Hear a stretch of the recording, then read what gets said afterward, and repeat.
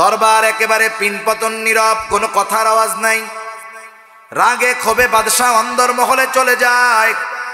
ভেতরে গিয়ে একটু পরে আদেশ পাঠিয়েছে, কত বড় সাহস, ঈমানের বড়াই দেখায়, আমি ওর ঈমানের বড়াই ছুটায়া দিব।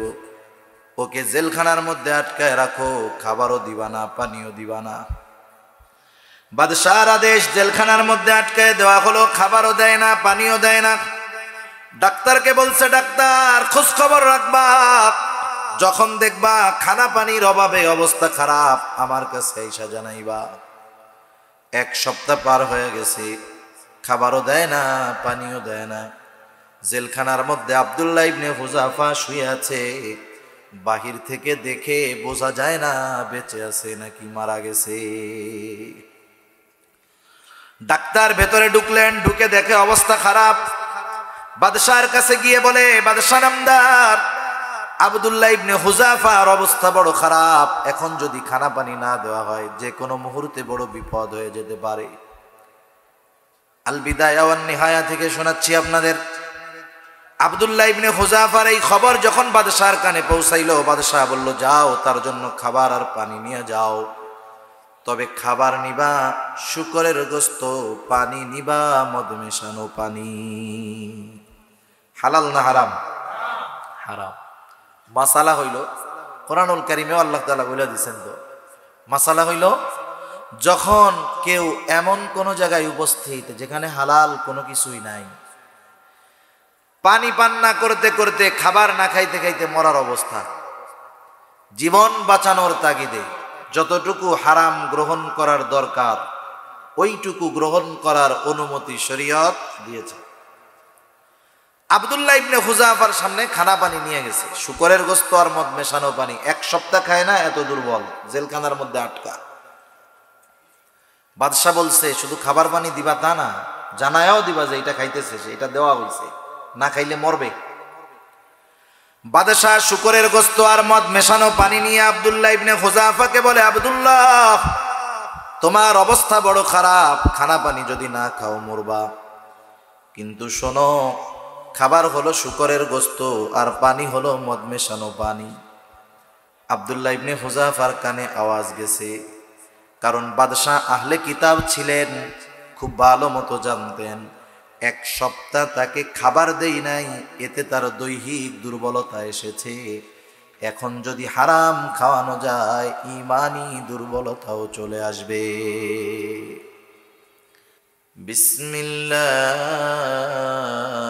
বিসমিল্লাহির রহমানির রহিম।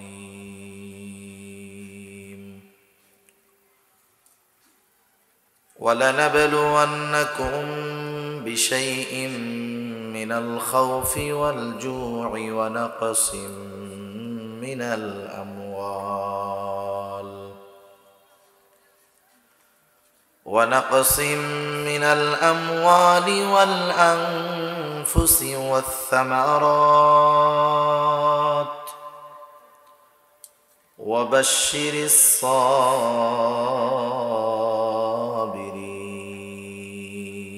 الصابرين الذين إذا أصابتهم مصيبة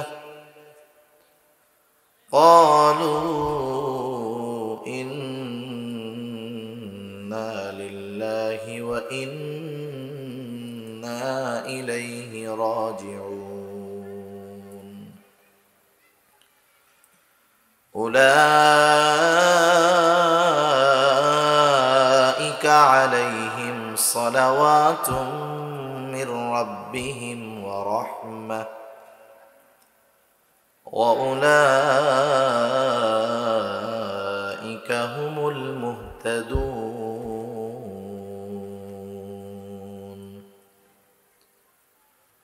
وقال رسول الله صلى الله عليه وسلم أشد الناس بلاء الأنبياء ثم الأمثال فالأمثال أو كما قال النبي صلى الله عليه وسلم صدق الله العلي العظيم وصدق رسوله النبي الكريم ونحن على ذلك من الشاهدين والشاكرين والحمد لله رب العالمين سبحانك لا علم لنا إلا ما علمتنا إنك أنت العليم الحكيم আমরা মুহাব্বতের সাথে দুরূদ শরীফ পাঠ করি اللهم صل على محمد وعلى آل محمد كما صليت على إبراهيم وعلى آل إبراهيم إنك حميد مجيد اللهم بارك على محمد وعلى آل محمد كما باركت على إبراهيم وعلى آل إبراهيم إنك حميد مجيد محمد نے آکر کفر کو مٹایا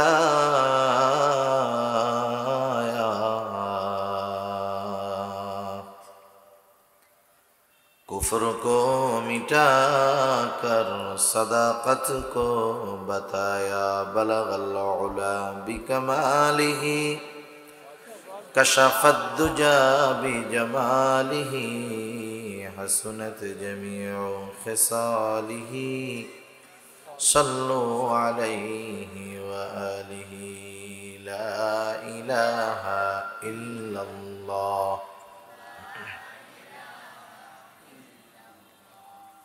لا إله إلا الله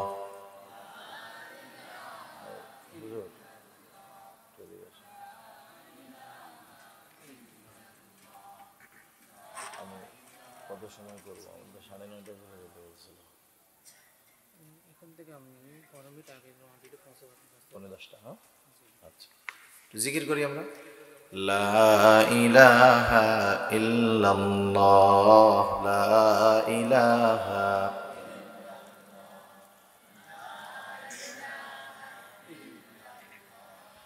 لا إله إلا الله محمد رسول الله صلى الله عليه وسلم আলহামদুলিল্লাহ ঐতিহ্যবাহী কক্সবাজার জেলার অন্তর্গত ঈদগাঁও থানাধীন বৃহত্তর বারাউলিয়া সিরাত কমিটির উদ্যোগে আয়োজিত 2 দিনব্যাপী 24তম ঐতিহাসিক তাফসীরুল কোরআন মাহফিলের সমাপনী দিবসের সম্মানিত শ্রদ্ধেয় সভাপতি, আমন্ত্রিত প্রধান অতিথি, বিশেষ অতিথিবৃন্দ সহ সম্মানিত শ্রদ্ধেয় উলামায়ে কেরাম, সামনে উপস্থিত মুরব্বিয়ানে কেরাম, সমবয়সী যুবক বন্ধু, স্নেহের ছোট ভাই এবং পর্দার অন্তরালে অবস্থানরতা সম্মানিতা শ্রদ্ধা মা ও বোন, দয়াময় আল্লাহ রব্বুল আলামিনের দরবারে অগণিত শুকর যে মহান মালিক আমাদের হায়াতে বরকত দিয়ে সুস্থ রেখে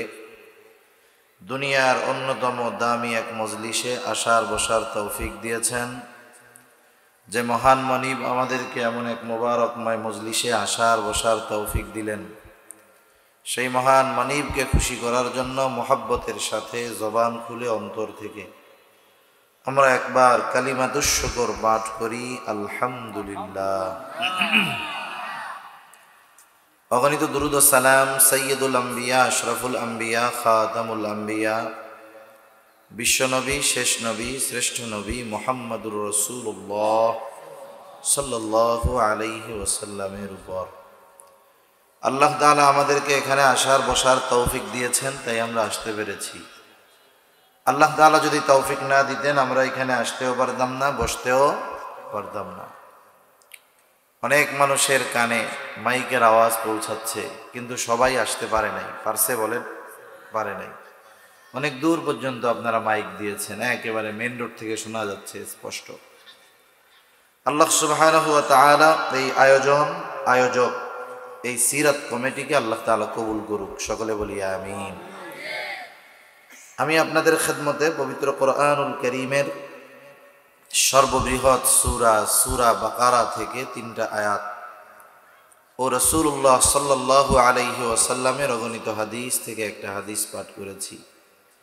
আল্লাহ তাআলার কাছে তৌফিক চাই, অল্প সময় আল্লাহ তাআলা আমাকে কিছু কথা বলার তৌফিক দেন, যে কথাগুলো আমাদের সবার দুনিয়া এবং আখিরাতের জন্য কল্যাণকর হয়, সকলে বলি আমিন।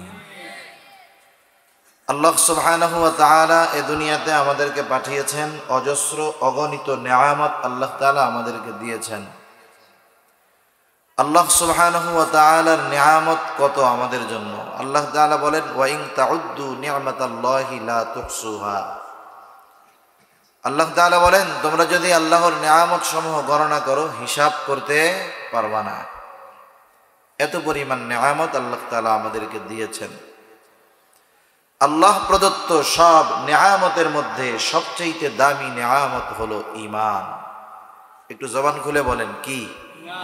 ঈমান। দেখা যায়?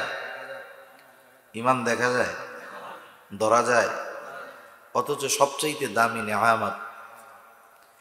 একটা মানুষ যদি দুনিয়াতে হাজারো অভাব কষ্ট ক্লেশের মধ্যে থাকে, কিছুই তার নাই, ঈমান নিয়ে যদি মরতে পারে, সে জান্নাতের বাসিন্দা হয়ে যাবে। দুনিয়ায় টাকা পয়সা ধন দৌলত মান ইজ্জত ক্ষমতা প্রভাব প্রতিপত্তির অভাব নাই, কিন্তু ঈমান নাই, আখিরাতে এই লোকটার ঠিকানা হবে জাহান্নাম। আমরা এখানে যারা আছি আমরা সবাই মুমিন। আমরা সবাই কি? অন্য ধর্মের কেউ আছে নাকি? নাই, থাকলেও অসুবিধা নেই। আমরা যে মুমিন, আমরা এই দাবি করি, এ দাবি আমরা করি, অবশ্যই করি। যদি আমরা নিজেদেরকে নিজেরা মুমিন বলি, এই দাবি করি, তাহলে আল্লাহ তাআলা কি বলেন? আল্লাহ তাআলা বলেন, আহাসিবান নাস আন ইউতরাকু আন ইয়াকুলু আমান্না ওয়া হুম লা ইফতানুন। আল্লাহ রাব্বুল আলামিন বলেন, মানুষ কি এটা মনে করে নাকি? আহাসিবান নাস আন ইউতরাকু আন ইয়াকুলু আমান্না ওয়া হুম লা ইফতানুন, যে সে নিজে দাবি করবে, বলবে আমি মুমিন, আর তার পরীক্ষা নেওয়া ব্যতীত তাকে ছেড়ে দেওয়া হবে। তার মানে আল্লাহ রাব্বুল আলামিন বলেন, যারা নিজেদেরকে মুমিন বলে দাবি করবে, অবশ্যই আল্লাহ রাব্বুল আলামিন তাদের ঈমানের পরীক্ষা নিবে। আমরা যেহেতু দাবি করি আমরা মুমিন, তাহলে ঈমানের পরীক্ষা আমাদেরও দেওয়া লাগবে। আল্লাহ তাআলা বান্দার উপরে বড় মেহেরবান, বড় দয়ালু। পরীক্ষা নেওয়ার খবর, পরীক্ষা নেওয়ার ঘোষণা আল্লাহ তাআলা আগেই জানিয়ে দিয়েছেন। এটা বান্দার উপরে আল্লাহ তাআলার বড় মেহেরবানি, বড় দয়া। কারণ একটা ছাত্র যত ভালো ছাত্র হোক না কেন, যত মেধাবী ছাত্র হোক না কেন, কোনো প্রস্তুতিবিহীন পূর্ব ঘোষণা ছাড়া হঠাৎ করে যদি তাকে পরীক্ষা নেওয়ার জন্য ডাকা হয়, পরীক্ষা নেওয়া হয়, প্রস্তুতি না থাকার কারণে, পূর্ব ঘোষণা না দেওয়ার কারণে হঠাৎ করে যদি ওই ভালো ছাত্রর পরীক্ষা নেওয়া হয়, ওই ভালো মেধাবী ছাত্রটার পরীক্ষাও খারাপ হয়ে যায়, ঠিক না? কারণ আগের থেকে ঘোষণা দেওয়া হয় নাই, হঠাৎ করে সকালে উঠে বলতেছে চলো পরীক্ষা দিতে যাইতে হবে, প্রস্তুতি নাই কোনো। এরকম অবস্থা হলে ভালো ছাত্রর পরীক্ষা ভালো হবে না খারাপ হবে? আল্লাহ তাআলা মেহেরবান, কত দয়া বান্দার উপর, কত মায়া। আল্লাহ তাআলা কখনো চান না তার কোনো বান্দা পরীক্ষায় ফেল যাক, অথচ বান্দাকে পরীক্ষা নেন আল্লাহ। যেই আল্লাহ পরীক্ষা নেন, সেই আল্লাহ চান না তার কোনো বান্দা পরীক্ষায় ফেল যায়। দুনিয়াতে স্কুলে মাদ্রাসায় পরীক্ষা হয় না? পরীক্ষা হয়। এই নয়, আউট সাউন্ড হয় কেন? দুনিয়াতে স্কুল মাদ্রাসা যে কোনো প্রতিষ্ঠানে পরীক্ষা যখন হয়, কোনো শিক্ষক কি চায় যে তার ক্লাসের ছাত্র তার ওই বিষয়ে পরীক্ষায় ফেল যাক? চায় নাকি? চায় না। বরং সে চায় পরীক্ষায় আমার ছাত্ররা জানি সবচাইতে ভালো করে, তার ছাত্রদের তার বিষয়ে যদি রেজাল্ট ভালো হয়, যখন মিটিং হয় টিচারদের শিক্ষকদের কি বলে, দেখছেন আমার ছাত্র সবগুলো 90-এর উপরে পাইছে, গর্বের সাথে বলে। তার মানে যিনি পরীক্ষা নেন, যাদের পরীক্ষা নেন, তারা যদি পরীক্ষায় ভালো করে ওই বিষয়ের শিক্ষক আরো খুশি হয়। তিনি চান না যে তার কোনো ছাত্র ফেল যাক। কেন? ছাত্রের প্রতি মহব্বত, ভালোবাসার কারণে, ঠিক কিনা বলেন তো? ছাত্রর প্রতি ওস্তাদের যেমন মহব্বত, আল্লাহ রব্বুল আলামিনের বান্দার প্রতি তার চাইতে মহব্বত বেশি না কম? এটা তো তুলনা করার কোনো সুযোগ নাই। আল্লাহ তাআলা বান্দাকে কত ভালোবাসেন। পরীক্ষা নেওয়ার পর শিক্ষক যেমন চান না তার ছাত্র পরীক্ষায় ফেল যাক, অনুরূপভাবে আল্লাহ তাআলা পরীক্ষা নেন ঠিক, কিন্তু কখনো চান না তার কোনো বান্দা ওই পরীক্ষায় ফেল যাক। সুবহানাল্লাহ। এজন্য আল্লাহ তাআলা আগের থেকে পরীক্ষার ঘোষণা জানায় দিয়েছেন।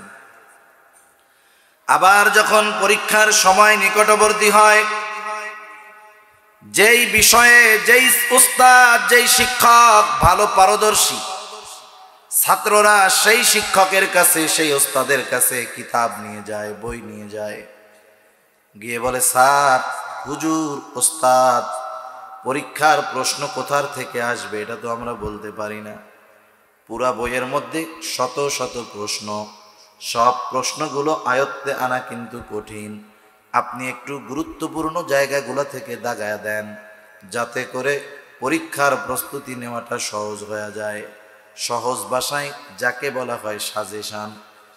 প্রশ্ন আছে 1000, এগুলোর মধ্যে থেকে দাগাইয়া 100টারে দাগায় দেন, যাতে আমরা পরীক্ষার প্রস্তুতি আরো ভালো মতো নিতে পারি। এবার বিজ্ঞ ওস্তাদ কি করেন?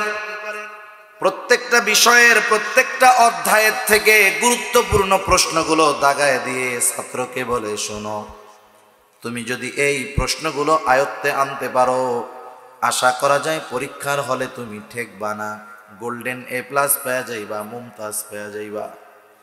এইবার ছাত্র ওই প্রশ্নগুলো যখন ভালোভাবে প্রস্তুতি নেয়, পরীক্ষার হলে সে ভালো ফলাফল করতে পারে। আল্লাহ তাআলা বান্দার প্রতি কত মহব্বত, কত মায়া। আল্লাহ তাআলা বান্দাকে পরীক্ষা নিবেন শুধু আগে ঘোষণা দিয়েছেন, বিষয়টা এমন নয়, বরং সাথে সাথে কোন বিষয়ের পরীক্ষা আল্লাহ তাআলা নিবেন সেই বিষয়গুলোও আল্লাহ তাআলা জানায় দিয়েছে। সুবহানাল্লাহ। কোন কোন বিষয়ের পরীক্ষা আল্লাহ তাআলা নিবেন?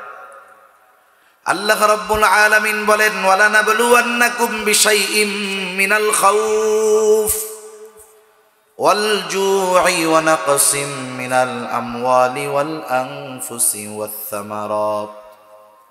আল্লাহ তাআলা বলেন, ওয়ালানাবলুওয়ান্নাকুম, আমি অবশ্যই অবশ্যই তোমাদের পরীক্ষা নিব।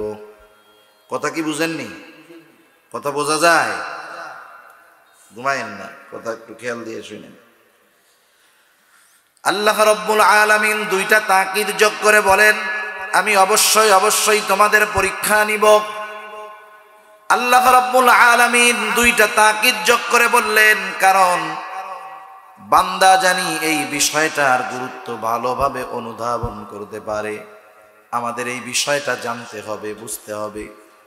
কোনো কথার সাথে তাকিদ যোগ করার দ্বারা আল্লাহ তাআলার কথাটা যে শক্তিশালী হয়, তাকিদ না থাকলে যে কথাটা দুর্বল হয়, বিষয়টা এমন নয়। আল্লাহ তাআলা কোনো কথা যদি কসম করে বলেন, অনেক কথা আছে বলার আগে আল্লাহ তাআলা 3-4টা বিষয়ের কসম করছে। আবার অনেক বিষয় আছে এত গুরুত্বপূর্ণ কিন্তু আল্লাহ তাআলা কোনো কসম ছাড়া বলছে। মূল বিষয়টা হলো আল্লাহ তাআলার কথার শান মান কসমের কারণে বেড়ে যায় এমন না, কসম না করলে কমে যায় বিষয়টা এমন না। তাহলে আল্লাহ তাআলা কসম করেন কেন? এই আওয়াজটা ক্যাস ক্যাস করে কেন? আওয়াজটা ক্লিয়ার করে নিতে পারে। হ্যাঁ, আওয়াজ ক্লিয়ার হবে। আল্লাহ তাআলা কোনো বিষয়ের কসম করলে এই কথার যে খুব পাওয়ার বাইরে যায়, আর কসম না করলে যে পাওয়ার কমে যায় বিষয়টা এমন নয়। তাহলে আল্লাহ তাআলা কসম কেন করেন? কসম করেন তো আমাদের জন্য, যাতে আমরা বুঝতে পারি। একটা উদাহরণ দিলে বুঝতে সহজ হবে। মনে করেন এখান থেকে একজন কক্সবাজার যাবে। সে যখন বলল আমি কক্সবাজার যাব, কথা শেষ। একটু পরে সে বলল আমি অবশ্যই কক্সবাজার যাব। বুঝে থাকলে একটু জবানটা খুইলা জবাব দিবেন, বলেন তো। সে যখন বলল আমি অবশ্যই কক্সবাজার যাব, প্রথম কথার চাইতে অবশ্যই যোগ করার কারণে পরের কথার গুরুত্ব আমাদের কাছে বেশি হবে না কম হবে? এরপরে সে যদি আবার বলে আমি অবশ্যই কক্সবাজার যাব, কক্সবাজার যাব এর সাথে দুইবার অবশ্যই বলার কারণে আগের দুই বাক্যের চাইতে এইবার কথার গুরুত্ব বেশি না কম? তার মানে যখন কোনো কথায় তাকিদ যোগ করা হয়, নিশ্চয়তার জন্য কোনো নতুন শব্দ যোগ করা হয়, সাধারণত মানুষ হিসাবে আমরা ওই কথাগুলোকে বেশি গুরুত্ব সহকারে গ্রহণ করি। এজন্য আল্লাহ তাআলা আমরা জানি বিষয়টাকে অতি গুরুত্বের সাথে নেই। এজন্য আল্লাহ তাআলা বললেন ওয়ালানাবলুওয়ান্নাকুম, আমি অবশ্যই তোমাদের পরীক্ষা নিব। আল্লাহ তাআলা এবার জানায় দিলেন পরীক্ষাগুলা কোন কোন বিষয়ের হবে। আল্লাহ তাআলা বলেন বিশাইইম মিনাল খাউফ, কিছুটা ভয়ের মাধ্যমে মুমিন তোমার ঈমানের পরীক্ষা নেওয়া হবে। ওয়াল জু', ক্ষুধা তথা অভাব দারিদ্রতার মাধ্যমে তোমার ঈমানের পরীক্ষা নেওয়া হবে।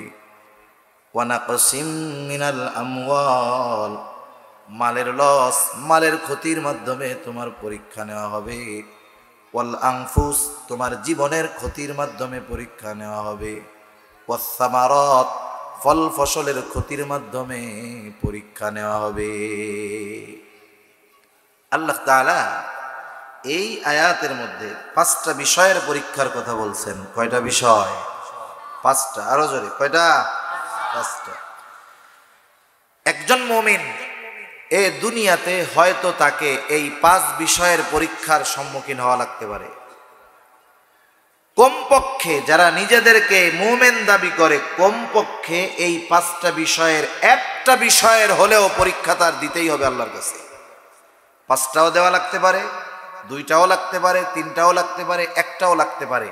আল্লাহ চাইলে কারো 5টা পরীক্ষাও নিতে পারেন, কিন্তু পরীক্ষা আল্লাহ নিবেন। হয়তো অনেকে অনেকগুলা পরীক্ষার সম্মুখীন হয়েও গেছে। তা যাই হোক, যেহেতু এই বিষয়গুলার পরীক্ষার সম্মুখীন আমাদের হওয়া লাগবেই, এই পরীক্ষার জন্য প্রস্তুতি নেওয়ার দরকার আছে না নাই? আল্লাহ তাআলা জানায় দিলেন 1 নাম্বার পরীক্ষার পদ্ধতি হলো বিশাইইম মিনাল খাউফ, ভয়ের মাধ্যমে মুমিনের ঈমানের পরীক্ষা নেওয়া হবে। পরীক্ষা হবে ঈমানের কারণে যদি কখনো মুমিনকে ভয়ভীতির সম্মুখীন হওয়া লাগে, ঈমানের কারণে যদি মুমিনের ভয়ভীতির সম্মুখীন হওয়া লাগে, মুমিন কি ঈমানের উপরে অটল অবিচল থাকে নাকি সে ঈমান হারা হয়ে যায়? আল্লাহ রাব্বুল আলামিন মুমিনকে ভয়ভীতির সম্মুখীন করে এই পরীক্ষা নিতে চায়। পরীক্ষা কেমন হবে? সব মানুষের কি সমান? এই বিষয়টা একটু আগে বলার দরকার, তাহলে বাকিগুলো বুঝতে সহজ হবে। নবীদের পরীক্ষা যেমন, নবীদের যেমন পরীক্ষা, আমাদের পরীক্ষা তেমন হবে না। এজন্য রাসূলুল্লাহ সাল্লাল্লাহু আলাইহি ওয়াসাল্লাম বলেন আশাদ্দুন নাসি বালা আল আম্বিয়া সুম্মাল আমসালু ফাল আমসাল। রাসূলুল্লাহ সাল্লাল্লাহু আলাইহি ওয়াসাল্লাম বলেন সবচাইতে কঠিন পরীক্ষা হলো পয়গম্বর আলাইহিস সালামের পরীক্ষা। এরপরে ধারাবাহিকতার ক্রমান্বয়ে স্তর যত নিচের দিকে আসবে, পরীক্ষার কঠোরতাও তত কমবে। আল্লাহ তাআলা জালেম নন, তিনি জুলুম পছন্দ করেন না। মনে করেন ক্লাস 5-এর একজন সর্বোচ্চ মেধাবী ভালো ছাত্র, কোন ক্লাসের? একটু জোরে বলেন, কোন ক্লাসের? ক্লাস 5-এর। ওর যত ভালো মেধা হোক না কেন, ওকে যদি ক্লাস 8-এর সহজ প্রশ্নটা দেওয়া হয়, মেধাবী ছাত্র ক্লাস 5-এর, প্রশ্ন দেওয়া হয়েছে ক্লাস 8-এর সবচাইতে সহজ, এই ছাত্রের উপরে জুলুম করা হবে। কারণ সে তো ক্লাস 8-এ পড়ে নাই।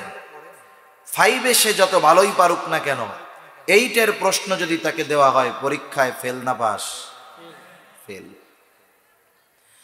নবী আলাইহিস সালামের পরীক্ষা হলো সবচাইতে কঠিন পরীক্ষা। নবীদের যেই পরীক্ষা নেওয়া হয়েছে, সেই পরীক্ষা যদি সাহাবাদের নেওয়া হতো, সাহাবারা ফেল। সাহাবাদের পরীক্ষা যেমন কঠোর, এটা যদি তাবেঈনদের নেওয়া হতো, তাবেঈনরা ফেল। তাবেঈনদেরকে আল্লাহ তাআলা যেমন কঠোর পরীক্ষা নিয়েছেন, তাবেঈনদের নিলে তারা ফেল। তার মানে বোঝা গেল ঈমানের স্তর যেমন, পরীক্ষাটাও তেমন, ক্লাস যেমন, পরীক্ষাটাও তেমন। এই হাদিসের আলোকে এটাই বোঝা যায়, এই জামানায় আল্লাহ তাআলা ঈমানের পরীক্ষা নেবেন ওইভাবে, ঈমানের স্তর যেমন, পরীক্ষার কঠোরতাও হবে তেমন। তার মানে এই জামানায় আল্লাহ তাআলা যেই পরীক্ষা নেবেন, সেই পরীক্ষায় পাশ করার যোগ্যতা আমাদেরকে আল্লাহ তাআলা দিয়েছেন।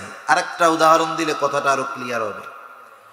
কিছুদিন আগে আপনার এই এলাকায় ম্যাট্রিক পরীক্ষা হয়ে গেছে না, এসএসসি পরীক্ষা, এখন মনে হয় এইচএসসি পরীক্ষা চলে না কি জানি, যাই হোক এসএসসি পরীক্ষা হয়েছে। সবাই কি পাশ করছে না কিছু ফেলও করছে? একটু জোরে কর না। ফেল করছে না? দেখা গেছে একসাথে 10 বন্ধু একই সাথে ঘুরে, একই সাথে খেলাধুলা দেখে, একই সাথে খেলাধুলা করে, একই স্কুলে পড়ে। এই 10 জনের 5 জন পাশ করছে, 5 জন ফেল করছে। এরকম হয় কি হয় না?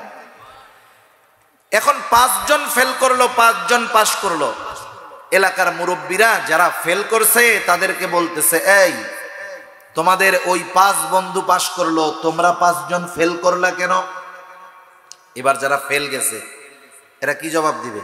এরা বলতেছে যে চাচা, আমরা ফেল গেছি কারণ হইল পরীক্ষায় প্রশ্ন খুব কঠিন হয়েছে। প্রশ্ন কি হয়েছে? খেয়াল দিয়ে শুনতে হবে, নাহলে বোঝা যাবে না। পরীক্ষায় কি হয়েছে? প্রশ্ন কঠিন হয়েছে। এবার মুরব্বী তাদেরকে জিজ্ঞাসা করতেছে, তাইলে তোমাদের 5 জনের প্রশ্ন আলাদা ছিল, আর বাকি যে 5 বন্ধু পাশ করছে তাদের প্রশ্ন আলাদা ছিল, তাই না? এরকম কি হয়? তাহলে প্রশ্ন সবার এক, পাশ করছে 5 জন, ফেল গেছে 5 জন। এইবার মুরব্বী বলতেছে, আরে মিয়া, লেখাপড়া ঠিক মতো করো নাই, পরীক্ষার প্রস্তুতি নেও নাই, ঘুরে বেড়াইছো, খেলা দেখে বেড়াইছো, আর্জেন্টিনার পতাকা টানায় বেড়াইছো, পরীক্ষায় গেছো ফেল, আর দোষ দাও যে প্রশ্ন কঠিন হইছে।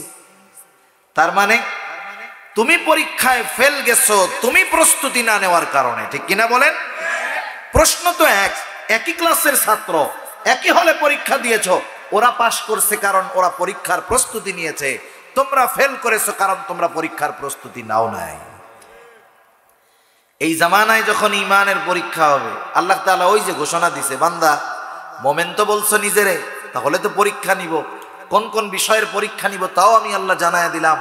এজন্য এই জামানায় যখন ঈমানের পরীক্ষা হবে, কেউ যদি ফেল যায়, এ দোষ দেওয়ার কোনো সুযোগ নাই যে পরীক্ষা কঠিন হয়েছে। বরং কেউ যদি ঈমানের পরীক্ষায় ফেল যায়, এই ফেল যাওয়ার জন্য সে নিজে দায়ী, কারণ সে পরীক্ষার প্রস্তুতি নেয় নাই, ঠিক কিনা বলে? কারণ আল্লাহ তাআলা জামানার ঈমানের আলোকেই আল্লাহ তাআলা পরীক্ষা নেন, যেই ক্লাস প্রশ্ন সেরকম। তাহলে আল্লাহ তাআলা পরীক্ষা 1 নাম্বার নেন ভয়ের মাধ্যমে। আল্লাহ তাআলা দেখতে চান বান্দা ভয় ভীতির সম্মুখীন হয়ে ঈমান ছেড়ে দেয় নাকি ঈমানের উপরে অবিচল থাকে। রাসূল আকরাম সাল্লাল্লাহু আলাইহি ওয়াসাল্লামের সাহাবীদের শত শত ঘটনা বলা যাবে। একজন সাহাবীর একটু ঘটনা শোনাই। রোমদের সাথে মুসলমানদের সর্বপ্রথম সামনাসামনি যুদ্ধ হয় হযরত ওমর রাদিয়াল্লাহু তাআলা আনহুর সময়। এর আগে তাবুকের যুদ্ধে রোমদের সাথে মুসলমানদের যুদ্ধ হওয়ার কথা, কিন্তু দুই পক্ষ মুখোমুখি হওয়ার আগে আল্লাহ তাআলা রোম সৈন্যদের অন্তরের মধ্যে নবীজির ভয় ঢুকাইয়া দিয়েছে। তারা পালায়ে চলে গেছে। বিনা যুদ্ধে মুসলমানেরা তাবুকে জয় পেয়ে গেছে। সর্বপ্রথম মুখোমুখি যুদ্ধ হলো হযরত ওমর রাদিয়াল্লাহু তাআলা আনহুর সময়। রোম সম্রাট মুসলমানদের ঈমানি শক্তির কথা শুনেছেন। তিনি সেনাবাহিনীর প্রধানকে বলে দিলেন, সেনা প্রধান, যুদ্ধের ফলাফল যা হয় হোক, তোমার প্রতি আমার আদেশ হলো, নির্দেশ হলো, কিছু জীবিত মুসলমান সৈন্য আমার কাছে ধরে আনবা। আমি তাদের ঈমানের পরীক্ষা নিব। কিসের পরীক্ষা? ঈমানের পরীক্ষা। সনামদার মুসলমানদের একটা দল আমাদের হাতে আটক, আপনি আদেশ করলে আপনার সামনে হাজির করা হবে। বাদশাহ বললেন, সকালবেলা দরবারে হাজির করবা। পরের দিন সকালে আটককৃত মুসলিম সৈন্যদেরকে দরবারে হাজির করা হলো। বাদশাহ মুসলিম সৈন্যদের দিকে তাকায় বলে, এই তোমাদের এই কাফেলার এই দলের আমির কে, নেতা কে? যুবক একজন দাঁড়িয়ে গেছে, দাঁড়িয়ে বলে, আমি হলাম এই কাফেলার আমির। নাম কি তোমার? যুবক বলে, আমার নাম হলো আব্দুল্লাহ ইবনে হুযাফা। বাদশার দুশমন রোমের বিরুদ্ধে যুদ্ধ করতে আসছে। দরবারের উপস্থিত লোকেরা চিন্তা করতেছে, এই বুঝি বাদশাহ আদেশ দেয়, যাও এদের সবাইকে শুলিতে চড়িয়ে হত্যা করো, অথবা সবগুলাকে শিরচ্ছেদ করে দাও। কিন্তু বাদশাহ এমন কিছু বললেন না। মুচকি হাসি দিয়ে আব্দুল্লাহ ইবনে হুযাফাকে বলে, আব্দুল্লাহ, তুমি আমার কাছে আসো, আমার পাশে এসে বসো। মানুষেরা চিন্তা করে, কি ব্যাপার, হত্যা করার কথা তো বলেই না, বরং বাদশাহ হাসি মুখে ডেকে নিয়ে তার পাশে বসায়, কারণ কি? সে তো তার শত্রু। বাদশার পাশে তো সবাই বসতে পারে না, মন চাইলেও বসতে পারে না। বাদশাহ সবাইকে বসতে দেয় না, বরং বাদশার কাছে, বাদশার পাশে সেই বসতে পারে বাদশাহ যাকে ভালোবাসে। তা আমাদের বাদশাহ, আমাদের সম্রাট শত্রুকে কি ভালোবাসে নাকি? কাছে নিয়ে বসাইলো, কারণটা কি? বাদশাহ এবার আব্দুল্লাহ ইবনে হুযাফাকে বলে, আব্দুল্লাহ, আমি তোমাকে মুক্ত করে দিব ও আব্দুল্লাহ, কারণ তোমাকে দেখার পর তোমার প্রতি আমার একটা মায়া ভালোবাসা জাগ্রত হয়ে গেছে। কিন্তু আব্দুল্লাহ, তোমার আমার এই ভালোবাসা মহব্বতের মধ্যে একটা জিনিস বাধা হয়ে দাঁড়ায় গেছে। আব্দুল্লাহ, তুমি হলে মুসলিম, আমি হলাম খ্রিস্টান। আমি খ্রিস্টান, খ্রিস্ট ধর্ম ভালোবাসি। ও আব্দুল্লাহ, আমার পক্ষ থেকে তোমার প্রতি প্রস্তাব, তুমি মুসলমানিত্ব ত্যাগ করে খ্রিস্ট ধর্ম গ্রহণ করো। আব্দুল্লাহ, আমি তাহলে তোমাকে ছেড়ে দিব, মুক্ত করে দিব। শুধু তাই না, আমি তোমাকে ভালোবাসবো। আব্দুল্লাহ, তুমি হয়তো চিন্তা করতেছো, খ্রিস্টান হয়ে যাওয়ার পর তুমি যদি তোমার এলাকায় যাও, তোমাকে কেউ গ্রহণ করবে না, বিপদ আছে। আব্দুল্লাহ, তুমি চিন্তা করো না, আমার ঘরে সুন্দরী ষোড়শী যুবতী একটি কন্যা আছে। আমি আমার এই কন্যা তোমার সাথে বিবাহ দিয়ে দিব। আব্দুল্লাহ, বিবাহের দিন আমার রোম সাম্রাজ্যের অর্ধেক আমি তোমার নামে লিখে দিব। আমার মৃত্যুর পর তুমি বাকি অর্ধেকের মালিক হয়ে যাইবা। তুমি হবা এই বিশাল রোম সাম্রাজ্যের একচ্ছত্র অধিপতি।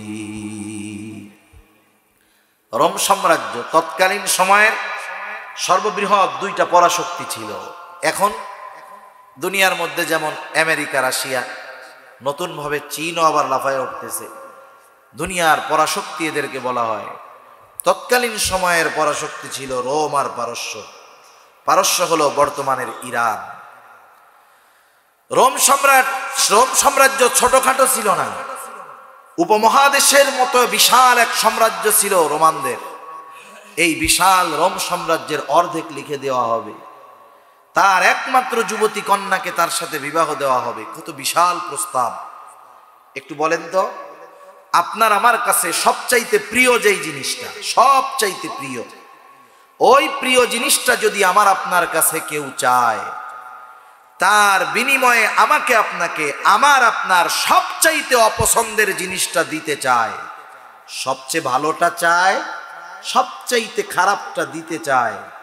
এই ধরনের প্রস্তাব কেউ যদি দেয়, এই প্রস্তাব যার একটু জ্ঞান আছে সে কি মেনে নেবে? বরং এই ধরনের প্রস্তাব কেউ যদি দেয়, উল্টা তার উপরে আরো রাগ হবে, এটাই স্বাভাবিক। সাহাবায়ে কেরামের কাছে সবচাইতে প্রিয় বস্তু ছিল ঈমান, সবচাইতে অপছন্দের বস্তু ছিল কুফর। সাহাবায়ে কেরাম দুনিয়া ত্যাগ করে, দুনিয়া ছেড়ে ঈমানকে গ্রহণ করেছে। রোম সম্রাট যখন দুনিয়ার বিনিময়ে ওই কুফরকে গ্রহণ করতে বলে, আব্দুল্লাহ ইবনে হুযাফা মেজাজটা ঠিক নাই। বাদশার কথা শুনতেছে, শরীরের রক্তগুলা গরম হয়। বসে থাকা আব্দুল্লাহ রাগে ক্ষোভে দাঁড়ায় গেছে, শরীরের লোমকূপ দিয়ে ঘাম বের হওয়া শুরু হয়ে গেছে, চোখগুলো রক্তবর্ণ হয়ে গেছে। দাঁড়ায়া বাদশার দিকে মুখ ফিরিয়ে ঈমানি আওয়াজে আব্দুল্লাহ ইবনে হুযাফা বলতেছে, এই রোমের কুকুর, তুই কি দুনিয়ার বিনিময়ে আমার ঈমান কিনতে চাস? তুই শুনে রাখ, এত তোর সামান্য রোম সাম্রাজ্য, তুই যদি আমাকে তামাম দুনিয়ার মালিকও বানায়া দেস, আমি আব্দুল্লাহ আমার ঈমান তোর কাছে বিক্রয় করব না। বন্দী আছে শত্রুর খাঁচার মধ্যে। ঈমানের পাওয়ারটা কেমন! যে জিনিস কখনো কেউ দেখে নাই, যে জিনিস কখনো কেউ দেখে নাই, যা কখনো শুনে নাই, যা কোনোদিন কল্পনা করে নাই, ভাবে নাই, এইরকম কোন জিনিস যদি বাস্তবতায় আমাদের সামনে চলে আসে, আমাদের ভাষায় বলে ওই রকম জিনিস দেখার পরে মানুষ হতবাক হয়ে যায়, মুহূর্তের জন্য কথা হারায় ফেলে, ভাষা হারায় ফেলে। রোমের মানুষ কোনোদিন দেখে নাই, শোনে নাই, কল্পনাও করে নাই যে তাদের বাদশারে কেউ ধমক দিতে পারে। অকল্পনীয় বিষয়। যখন বাস্তবতায় তাদের সামনেই দৃশ্য চলে আসছে, সব চুপ, বাদশাও ভাষা হারায় ফেলছে, তো চিন্তা করে নাই। দরবার একেবারে পিনপতন, নীরব, কোনো কথার আওয়াজ নাই। রাগে ক্ষোভে বাদশাহ অন্দরমহলে চলে যায়।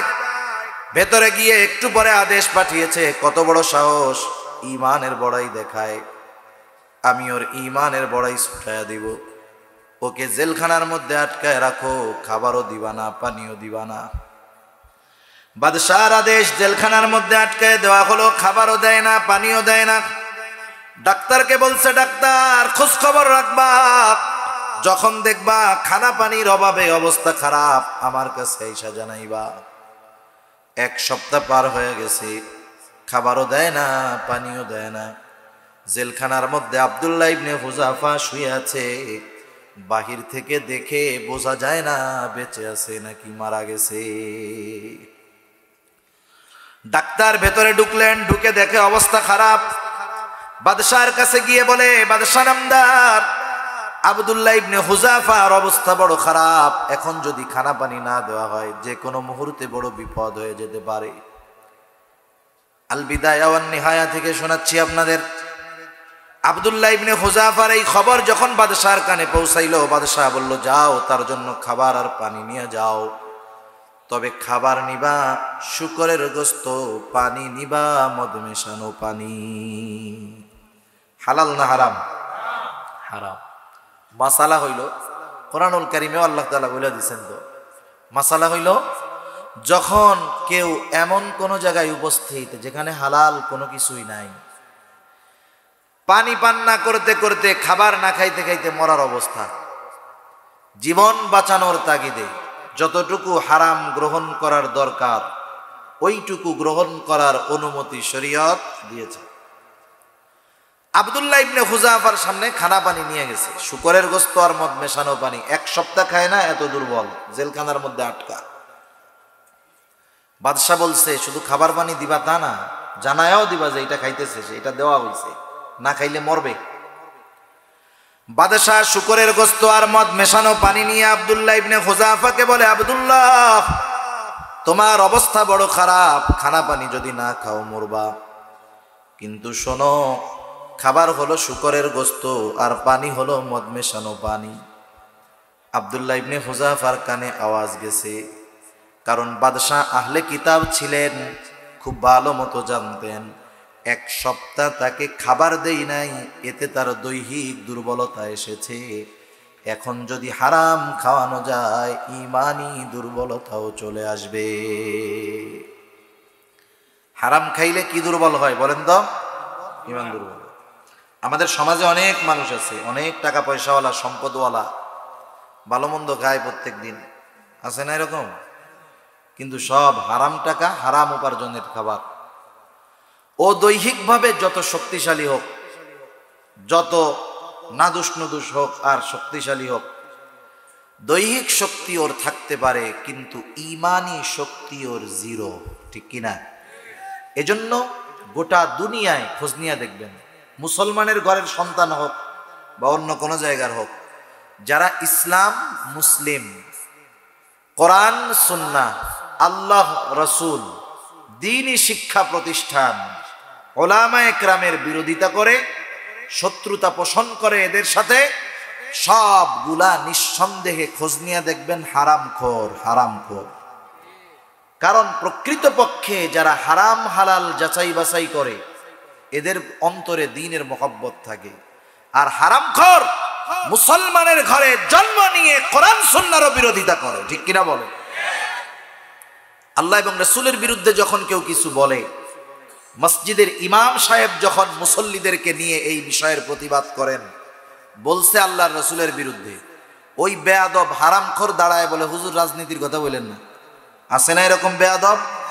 ও মুসলমানের ঘরে জন্ম নেয় ঠিক, মসজিদে জুমার নামাজে যায় ঠিক, কিন্তু ওর ইমানি পাওয়ার জিরো, জিরো। বাদশাহ খুব ভালো মতো জানে হারাম খাওয়াইতে পারলে ইমানি দুর্বলতা আসবে। একটু বলেন তো, আব্দুল্লাহ ইবনে হুযাফা খাবারের অভাবে দৈহিকভাবে দুর্বল, কিন্তু ইমানের দিক দিয়ে দুর্বল নাকি?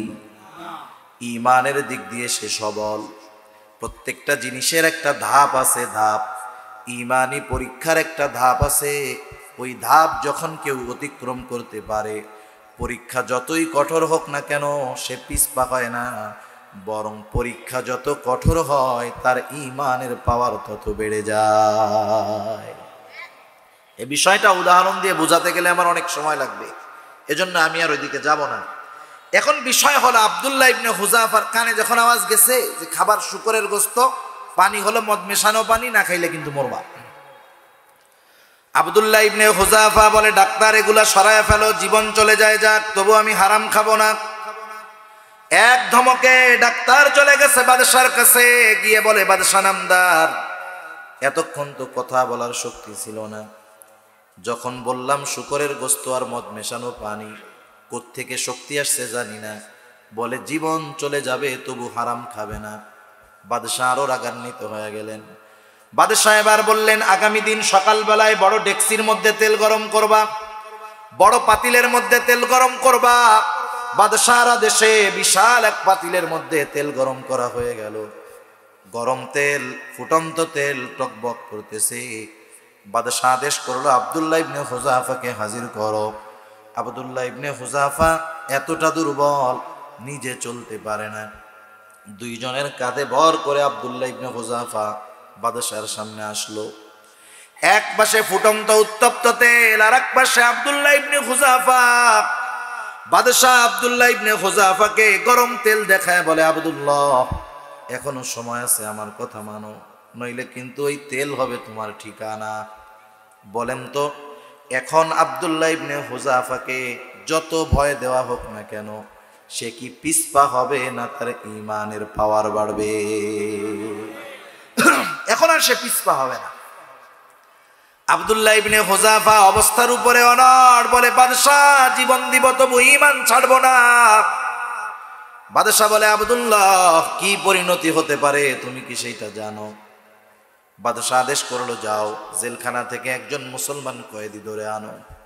বাদশাহর আদেশে একজন মুসলমান কয়েদি ধরে আনা হলো। বাদশাহ ইশারা করলো, যাও ওকে ওই ফুটন্ত তেলের মধ্যে ফেলে দাও।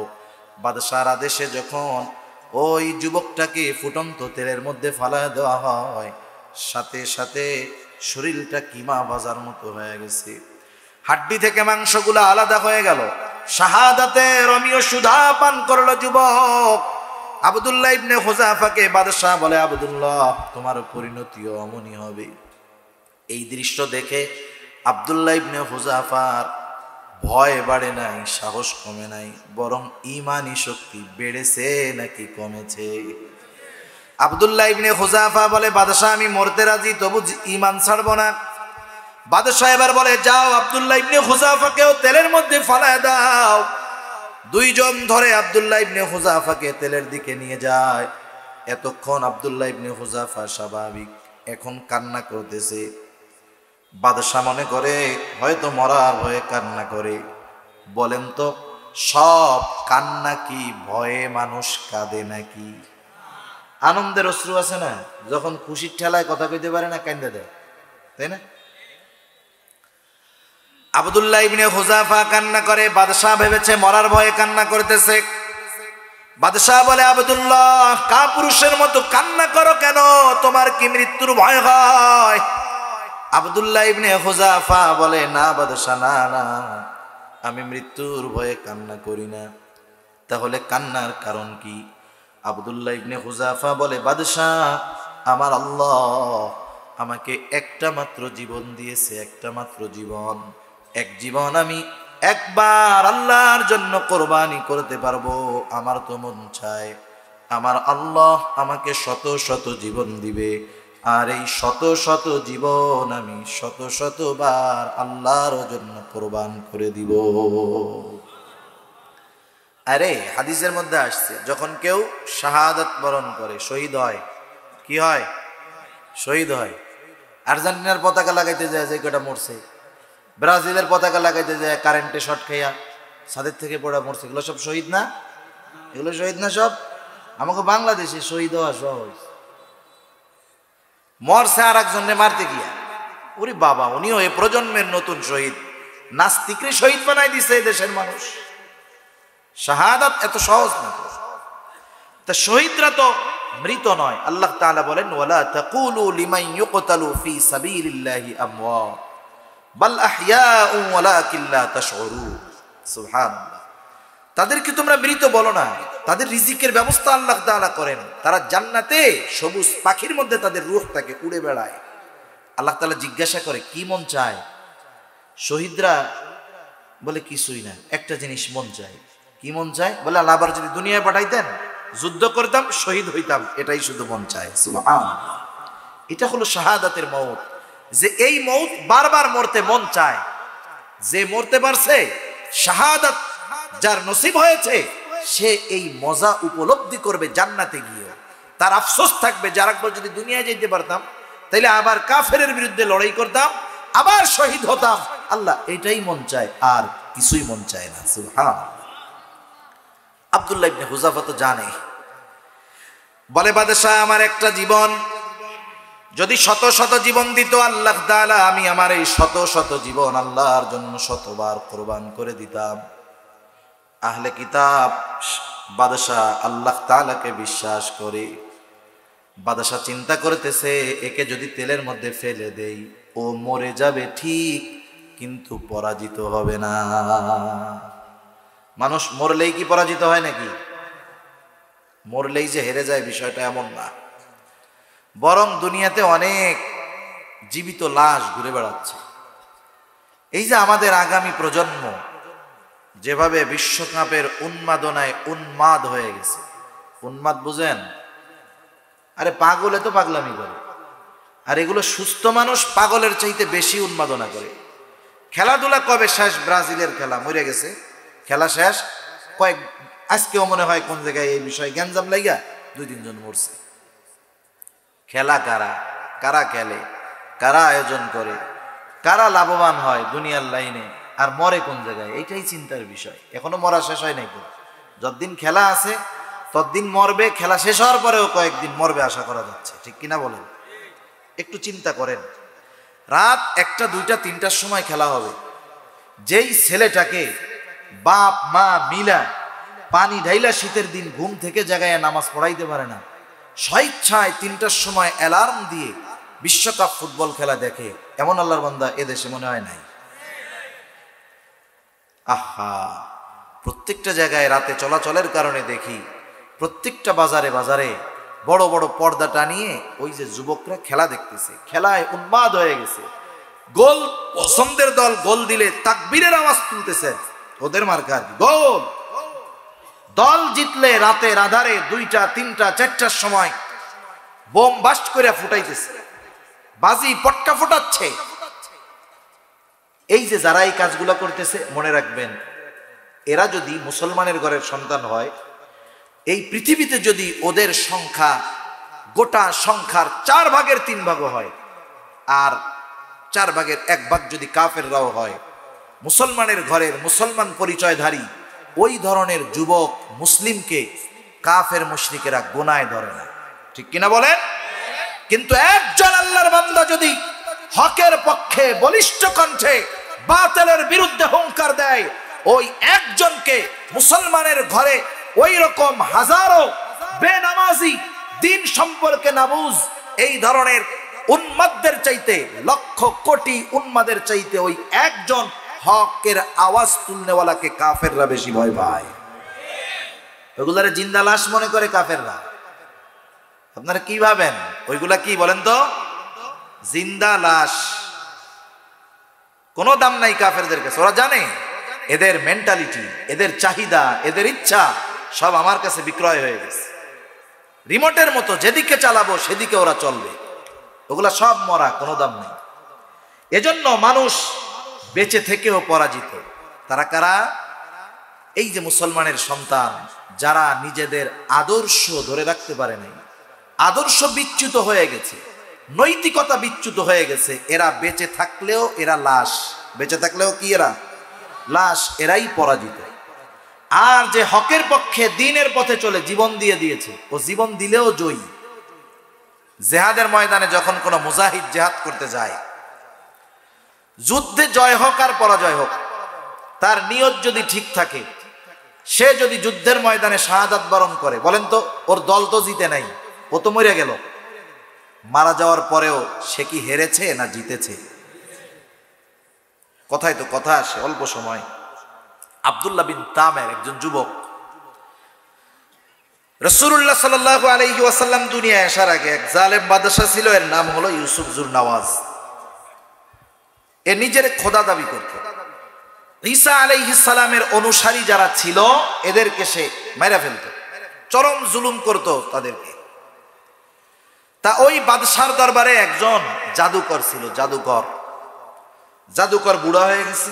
বাদশারে বলতেছে, বাদশাহ একটা মেধাবী যুবকের ব্যবস্থা করে দেন, বালকের ব্যবস্থা করে দেন, আমি আমার সব জ্ঞান বিদ্যা জাদুবিদ্যা ওকে শিখায় যেতে পারি, যাতে আমার জ্ঞানটা, আমার এই বিষয়গুলো সংরক্ষিত থাকে। খোঁজখবর করে বাদশাহ একটা বালকের ব্যবস্থা করে দিলেন। বালক এইবার ওই জাদুকরের কাছে প্রতিদিন জাদু শিখতে যায়। প্রতিমধ্যে একজন পাদ্রী ছিলেন খ্রিস্টান ধর্মের অনুসারী, তখন তারাই তাওহীদবাদী। তো যাওয়ার সময় ওই পাদ্রীর সাথে তার একটা সম্পর্ক হয়ে গেছে। পাদ্রীর সাথে কথাবার্তার পরে এক সময় ঈমান এনেছে সে, কিন্তু বিষয়টা গোপন রাখছে। এভাবে চলতেছে। একদিন রাস্তা দিয়ে সে যাচ্ছে, যাওয়ার পরে দেখে এক জায়গায় একটা বাঘ রাস্তার উপরে শুয়ে আছে, মানুষজন যাইতে পারতেছে না। ও চিন্তা করছে আজকে পরীক্ষার একটা সুযোগ। পাদ্রী যেই ধর্মের অনুসারী, পাদ্রীর ধর্মই হক না জাদুকর যেই বিষয়ের উপরে অনুসারী সেটা হক, আজকে পরীক্ষা হয়ে যাবে। এবার এই বালকটা বলতেছে আল্লাহ, হাতের মধ্যে একটা পাথর নিয়ে বলতেছে আল্লাহ, পাদ্রীর ধর্ম যদি সত্য হয় আমার এই পাথরের আঘাতে জানি বাঘ মারা যায়। এ কথা বলে এইবার ওই বালকটা পাথরটা বাঘের দিকে ছুড়ে দিল, পাথরের আঘাত লেগে বাঘটা মরে গেল। তার ইয়াকিন ঈমান আরো বেড়ে গেল। এইবার এই খবর গিয়া যখন পাদ্রীর কাছে বলছে যে আমি এইভাবে এই কাজটা করেছি, পাথরের আঘাত, ছোট্ট পাথরের আঘাত লাগার সাথে সাথে বাঘটা মারা গেছে।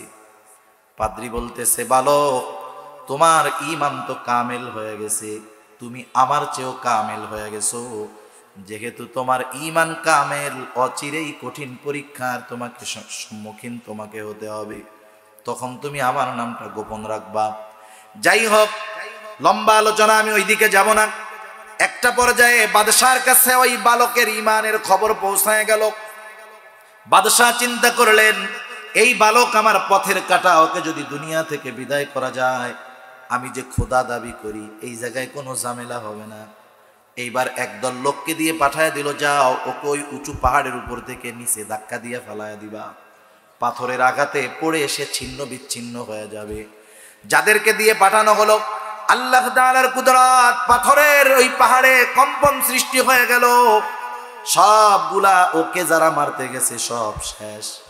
আল্লাহ তাআলা তাকে হেফাজত করলেন। এইবার ওই বালক সুস্থ অবস্থায় বাদশার দরবারে হাজির। যাদেরকে মারতে পাঠাইলাম তারা কই? বলে সবগুলাকে আমার আল্লাহ শেষ করে দিয়েছে, আমাকে আল্লাহ হেফাজত করেছে।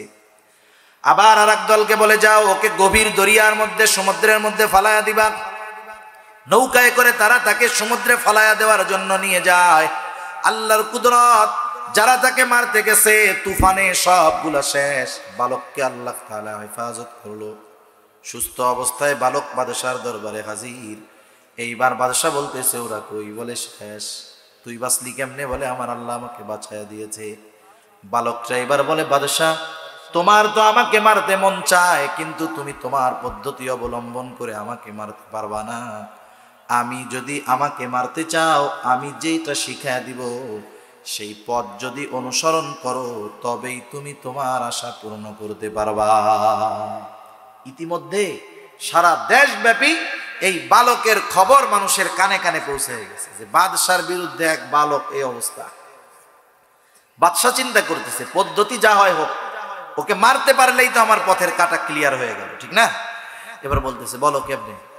বলে নির্দিষ্ট একটা দিন সব মানুষদেরকে তুমি জড়ো করবা, সব মানুষদেরকে একত্রিত করবা, সব মানুষের সামনে তোমার জল্লাদ আমার দিকে তীর নিক্ষেপ করবে। তবে তীর যখন নিক্ষেপ করবে তখন সে বলবে বিসমিল্লাহি রব্বিল গোলাম। এই কথা বলে আমার দিকে তীর নিক্ষেপ করবে। বাদশাহ ইউসুফ জুরনাওয়াজ নিজেকে বলে খোদা, আর বালক শিখায়া দিল এইটা বইলা তীর মারবা। নির্দিষ্ট দিন লোক সমাগম, লক্ষ লোকের আগমন, সব মানুষ দলে দলে ছুটে আসছে। যুবক, বৃদ্ধ, কিশোর, বালক, নারী, নর, পুরুষ, নারী সব এসে হাজির, সব চলে আসছে এক জায়গায়। কি ঘটতেছে? যুবক নিজে নিজে শিখায় দিচ্ছে ওরে মারতে হবে কেমনে। এ তো খুব একটা ইন্টারেস্টিং বিষয়। এইবার সবাই উপস্থিত। বালক বলে, মারো তীর। কি বলে আমার বা? বিসমিল্লাহি রব্বিল গোলাম, অর্থাৎ এই বালকের রবের নামে ওর দিকে তীর ছুড়তেছি। এই রবের বালক, এই বালকের রব হলো আল্লাহ, সেই আল্লাহর নামে এই বালকের দিকে তীর ছুড়তেছি, আল্লাহর নামে তীর ছুড়ায় ছাড়তেছে। এইবার যখন বালকের দিকে বিসমিল্লাহি রব্বিল গোলাম বলে তীর ছুঁড়ে মারলো, আল্লাহর নামে তীর ছুড়লাম, যিনি হলেন এই বালকের রব, এই বলে যখন তীর মারলো, তীরের আঘাতে যুবকটা মাটিতে পড়ে গেল, মারা গেল। এই দৃশ্য অবলোকন করে, এই দৃশ্য দেখে উপস্থিত সব মানুষ সমস্বরে পাঠ করলো, প্রত্যেকে বলল আমানতু বিরব্বিল গোলাম। সব মানুষ বলল আমি এই বালকের রবের উপরে ঈমান আনলাম। সুবহানাল্লাহ। একসাথে সব মানুষ ঈমান আনলো। এখন বলেন তো, এই বালকটাকে তীর মেরে বাদশাহ ইউসুফ জুরনাওয়াজ মেরে ফেলছে ঠিক, জীবন দিয়ে গেছে ঠিক, শাহাদাত বরণ করেছে, মরে গেছে। মরে যাওয়ার পরেও এই বালক জয়ী নাকি পরাজিত? নিঃসন্দেহে জয়ী। এজন্য একজনকে মারতে পারলেই যে সে পরাজিত হয়, বিষয়টা এমন নয়। আহলে কিতাব বাদশাহ বুঝতে পারছে, এটা যদি তেলের মধ্যে ফালায় দেয়, ও মরে গেল ঠিক, কিন্তু ও পরাজিত হলো না, কারণ ও তো আমার কাছে একটুও নত হয় না। বাদশাহ চিন্তা করতেছে, আল্লাহর ভয় তো আছে। খ্রিস্টান তো চিন্তা করে কি মানুষ না অন্য কিছু। এবার বলতেছে, যে তোমার আমি মুক্ত করে দেব, একটা কথা মানুষ শুধু। কি কথা? যে আরবের রীতি অনুযায়ী তুমি আমার কপালে একটা চুমা দাও, একটা চুমা দাও। আব্দুল্লাহ ইবনে হুযাফা চিন্তা করে, বাদশাকে চুমা দিব ঠিক, তবে আমার জীবনের বিনিময়ে নয়। এবার আব্দুল্লাহ ইবনে হুযাফা শর্ত দিচ্ছে, ও বাদশাহ, আমি তোমার কপালে একটা চুম্বন করতে পারি, শর্ত হলো তোমার জেলখানার মধ্যে যত মুসলিম কয়েদি আছে সবাইকে যদি তুমি ছেড়ে দাও, তাহলে তোমার কপালে আমি একটা চুম্বন করব। বাদশাহ বলে, হ্যাঁ, আমি তোমার এই শর্তে রাজি। আব্দুল্লাহ ইবনে হুযাফা বাদশার কপালে একটা চুম্বন করলেন। বাদশাহ ওয়াদা রাখলেন, একটা চুম্বন করার কারণে ওনার জেলখানায় যত মুসলমান কয়েদি ছিল বাদশাহ সবাইকে মুক্ত করে দিলেন। এবার আসেন, এখান থেকে শিক্ষণীয় বিষয়টা কি? শিক্ষণীয় বিষয় হলো, ঈমানের পরীক্ষা যখন আসে, ভয় ভীতির মাধ্যমে যদি পরীক্ষার সম্মুখীন হতে হয়, এক নাম্বার বিষয় বলেন তো, আব্দুল্লাহ ইবনে হুযাফাকে যদি বাদশাহ তেলের মধ্যে ফালায়া দিত, অটল থাকার কারণে যদি জীবন দিতে হয়, তাও সে পরাজিত নয়, পরীক্ষায় পাস। আর দ্বিতীয়, যদি জীবন দিতে না হয়, ওই পরীক্ষার উপরে যদি অটল থাকতে পারে, আব্দুল্লাহ ইবনে হুযাফা যেমন চূড়ান্তভাবে বিজয়ী হয়েছেন, ওই পরীক্ষার উপরে যদি অটল থাকা যায়, চূড়ান্ত বিজয় মুমিনেরই হয়। তাহলে এক নাম্বার পরীক্ষা হয় কিসের মাধ্যমে? ভয় ভীতির মাধ্যমে।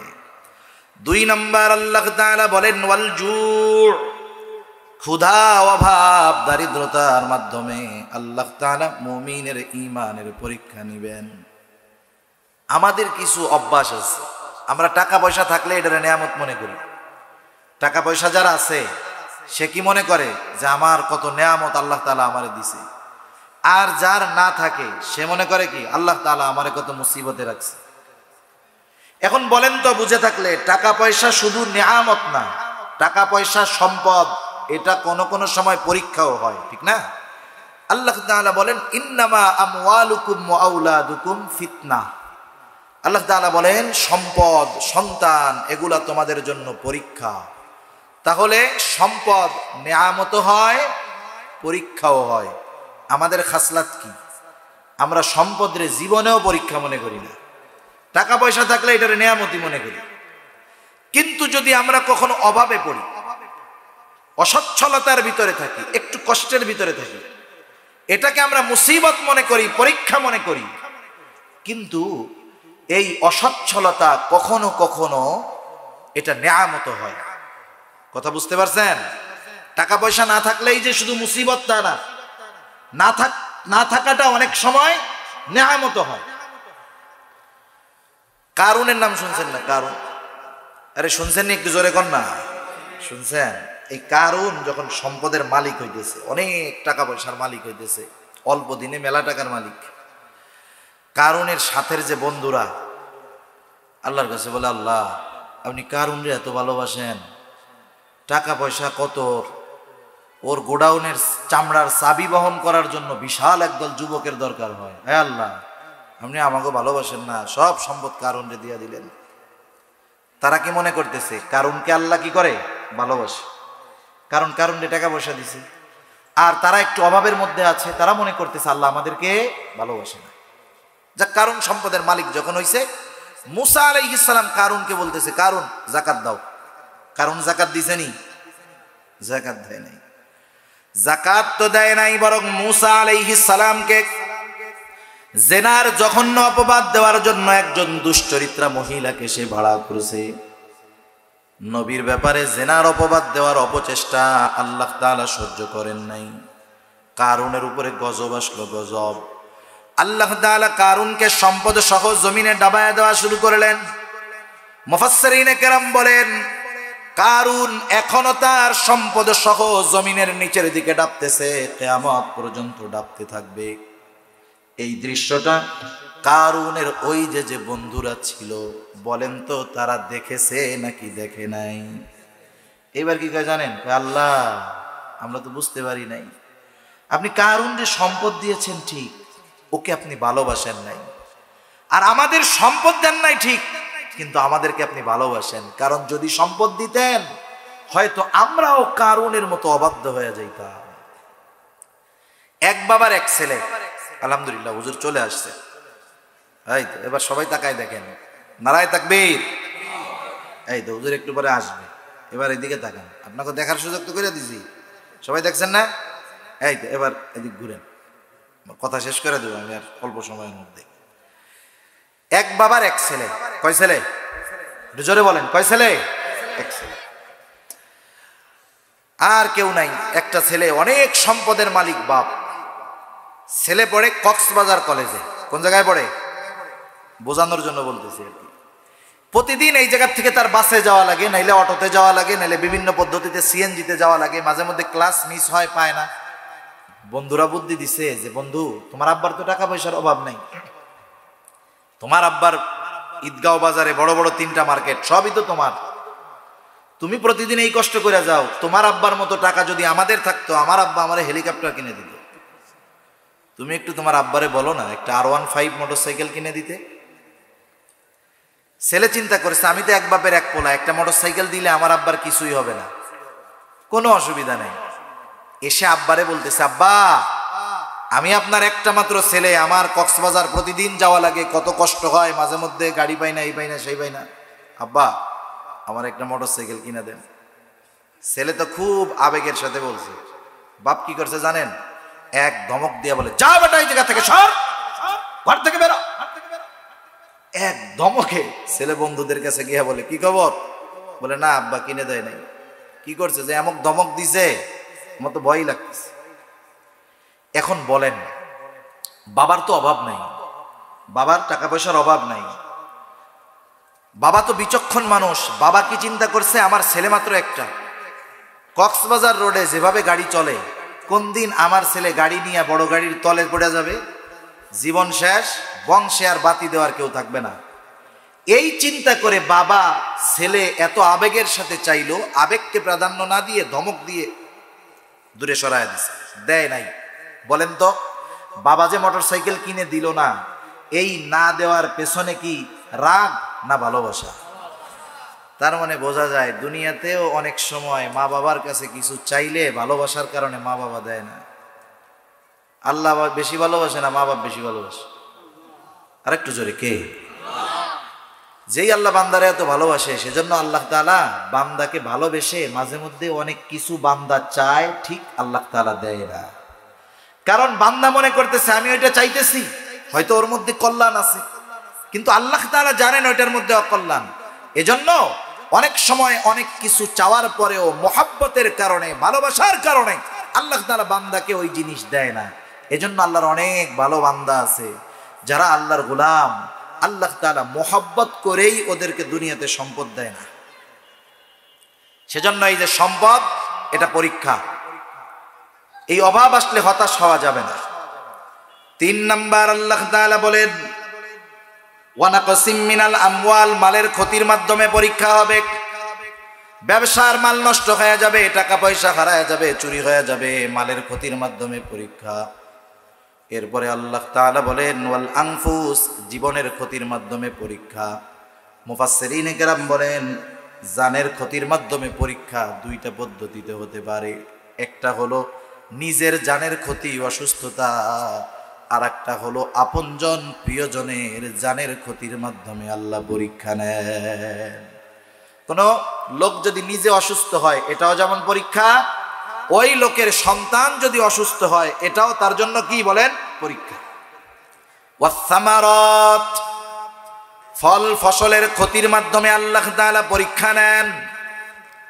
আল্লাহ রাব্বুল আলামিন এই 5 বিষয়ের পরীক্ষা নেন। এরপরে আল্লাহ তাআলা জানায় দেন, বান্দা এই যে পরীক্ষা নিলাম, বিপদ আপদ মুসিবত দিলাম, একটা প্রশ্নের একটু জবান খুলে জবাব দেন। বলেন তো, সকল প্রকার বিপদ আপদ মুসিবত যিনি দেন তিনি কে?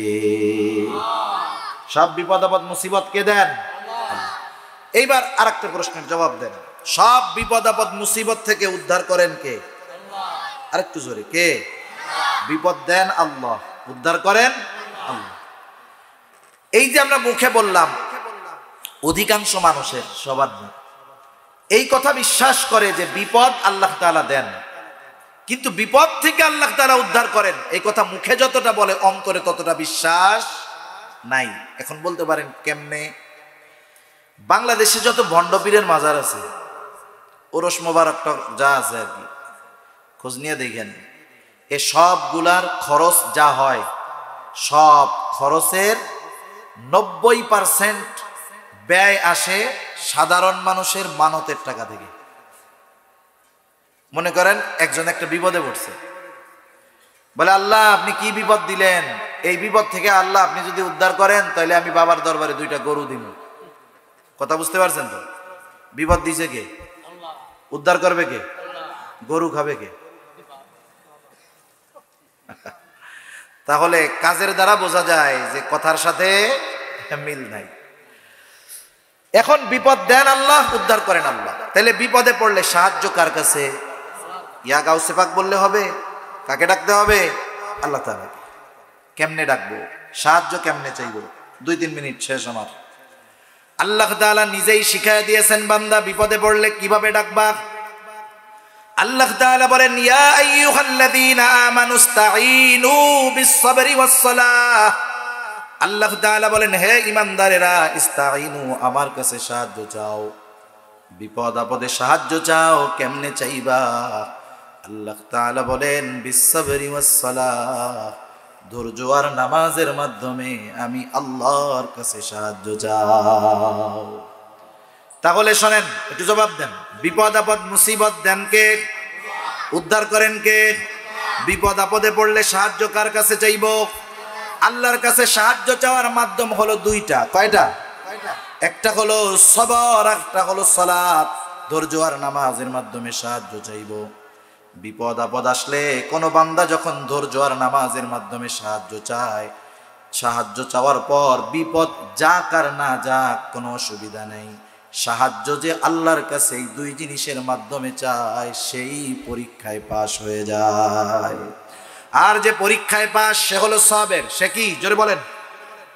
আল্লাহ তাআলা বলেন বাশশিরিস সাবিরিন, আপনি ধৈর্য ধারণকারীদেরকে সুসংবাদ জানায় দেন। ধৈর্য ধারণকারী কারা? এদের প্রাথমিক আলামতটা কি? আল্লাহ তাআলাই বলেন আল্লাযীনা ইযা আসাবাতহুম মুসিবা ক্বালু ইন্না লিল্লাহি ওয়া ইন্না ইলাইহি রাজিউন। ধৈর্য ধারণকারী হলো তারা, তাদের প্রাথমিক আলামত হলো যখন তাদের উপরে কোনো বিপদ আপদ বালা মুসিবত পতিত হয় তারা হতাশ হয়ে যায় না। বিপদের খবর আসার সাথে সাথে তারা বলে ইন্না লিল্লাহি ওয়া ইন্না ইলাইহি রাজিউন, নিশ্চয়ই আমরা আল্লাহর জন্যই, আবার তার নিকটেই আমরা প্রত্যাবর্তন করব। সহিহ মুসলিমের একটা হাদিস আসছে এই আয়াতের তাফসিরে, ছোট্ট একটা দোয়া শিখে আমি আমার আলোচনা শেষ। রাসূলুল্লাহ সাল্লাল্লাহু আলাইহি ওয়াসাল্লাম বলেন যখন তোমরা কেউ বিপদ আপদ মুসিবতে পড়বা তখন বলবা ইন্না লিল্লাহি ওয়া ইন্না ইলাইহি রাজিউন। মুখস্থ আছে না? এটুক শিখাইছেন কে? আরো জোরে কে? আল্লাহ তাআলা শিখায় দিলেন ইন্না লিল্লাহি ওয়া ইন্না ইলাইহি রাজিউন। নবীজি এর পরে বলেন আরেকটু বলতে হবে, সেটা হলো আল্লাহুম্মা আজুরনি ফি মুসিবাতি ওয়া আখলিফ লি খায়রাম মিনহা। অর্থ হলো আল্লাহ আমাকে আপনি এই বিপদের প্রতিদান দেন, বিপদ থেকে উদ্ধার করেন। শুধু তাই না, বিপদে মুসিবতের দ্বারা যা হারিয়েছি তার চাইতে উত্তমটা ফিরায় দেন। নবীজি বলেন মুসিবতের সময় যে এই আমল করবে, মুসিবতের মাধ্যমে সে যা হারাবে তার চাইতে উত্তমটা তাকে যে ফিরায়া দিবেন তিনি কে? সেজন্য বিপদ আপদ মুসিবতে আল্লাহ তাআলার কাছে সাহায্য চাইব। বিপদের খবর আসার সাথে সাথে পড়ব ইন্না লিল্লাহি ওয়া ইন্না ইলাইহি রাজিউন, আল্লাহুম্মা আজুরনি ফি মুসিবাতি ওয়া আখলিফ লি খায়রাম মিনহা। আল্লাহ সুবহানাহু ওয়া তাআলা যা কিছু